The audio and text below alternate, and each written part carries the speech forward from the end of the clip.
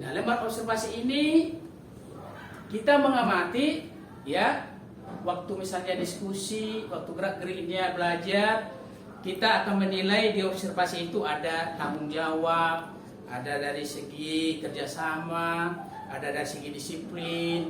Nah, kita pilih ya karakter-karakter ini ya paling banyak misalnya 5 ya, 5 paling banyak. Jadi kita contreng di situ, oh ini karakter baik ya, ini kurang. Jadi untuk penilaian sikap tekniknya adalah dengan membuat lembar observasi. Kemudian kalau dia baik, kita jempol tangan begini, atau kalau di internet ada yang namanya ikon yang senyum itu ibu, ya senyum, senyum lebar apa gitu, kita berikan. Kalau dia misalnya masuk ke Google Classroom, ya kita berikan penilaian. Kemudian yang berikutnya adalah untuk penilaian itu tadi itu non tes ya Bu ya, namanya itu penilaian non tes untuk sikap. Kemudian kalau untuk pengetahuan dan keterampilan kita lakukan tes ya, tes. Tes ini mengevaluasi pengetahuan dan keterampilan peserta didik. Contohnya kalau untuk mengevaluasi pengetahuan itu yang paling ini ya, ada pilihan ganda, ada melengkapi kalimat perumpang, ada melengkapi dialog, melengkapi monolog. Nah, kemudian ada mengetes pemahaman mereka, gambaran umum, informasi rinci, informasi tersirat, informasi tersurat itu ada reference word dan sinonim. Nah, boleh kita ini pilihan ganda ya. Kemudian ada benar salah, true false. Nah, jadi dalam level pemahaman ya, kita buat pilihan ganda, true false, kemudian melengkapi ya wacana atau disebut dengan completion. Kemudian ada juga pertanyaan singkat, mengisi pertanyaan singkat untuk menguji struktur ya. Apakah dia paham struktur teksnya? Soalnya simple present ini kan menggunakan struktur, simple present tense ini menggunakan struktur ya. Teks deskripsi ini menggunakan struktur simple present tense. Apakah dia memahami ya penggunaan 5W tambah 1H tadi, atau is the question? Jangan pula nanti contoh ditanya ya, is he beautiful? Is she beautiful?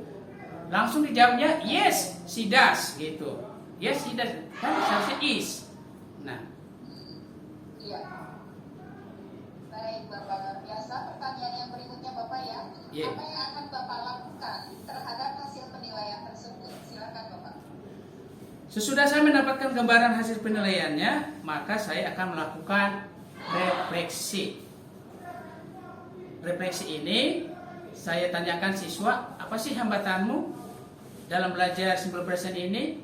Kenapa nilaimu begini? Nah, kita refleksi, apakah pada umumnya itu mereka itu ya kurang dalam membaca bukunya. Ya, kita tahu selalu orang tua mengeluh karena gadgetnya itu selalu main game. Nah, kita satu persatu kita tanyakan, ternyata kekurangannya orang tuanya tidak pernah yang meminta anaknya untuk membaca lebih baik. Nah, jadi kita tarik, kita refleksi ya. Kemudian kita lakukan pembelajaran ulang bagi yang kurang nilainya atau di bawah KKM. Kalau sekolah kami ini KKM-nya 75 Ibu. Nah, kalau sudah di bawah KKM itu kita panggil, lalu kita refleksi ya, kamu kok ini di bawah KKM, nah ini belajar teks deskripsinya. Kenapa? Nah, jadi memang lebih baik kepada psikologis ya, kepada anak-anak. Kemudian kita lakukan pembelajaran ulang, baru kita tes lagi dengan soal yang sama. Ya Bu, terima kasih.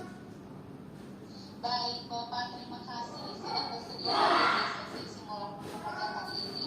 Bapak sampai jumpa di sesi wawancara dengan jadwal yang akan nanti Bapak bisa lihat di sesi Bapak. Dan kami juga mengingatkan untuk Bapak bisa mengisi umpan balik setelah melakukan sesi simulasi mengajar ini. Bapak salam sehat selalu dan semoga Bapak menjadi seseorang yang selalu semangat dan juga menginspirasi bagi orang-orang yang ada di dekat Bapak. Dan kami selaku perwakilan tim seleksi calon demokrat mohon maaf bila selama melakukan sesi simulasi mengajar ini ada beberapa hal yang tidak berkenan di hati Bapak. Kami mohon maaf. Bapak setelah ini Bapak dipersilakan untuk meninggalkan ruangan Google Meet ini Bapak. Terima kasih. Assalamualaikum warahmatullahi wabarakatuh. Terima kasih Bu. Waalaikumsalam warahmatullahi wabarakatuh.